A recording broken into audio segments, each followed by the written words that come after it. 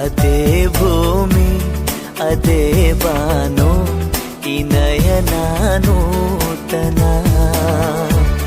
ಅದೇ ದಾರಿ ಅದೇ ತಿರುವು ಈ ಪಯಣ ನೂತನ.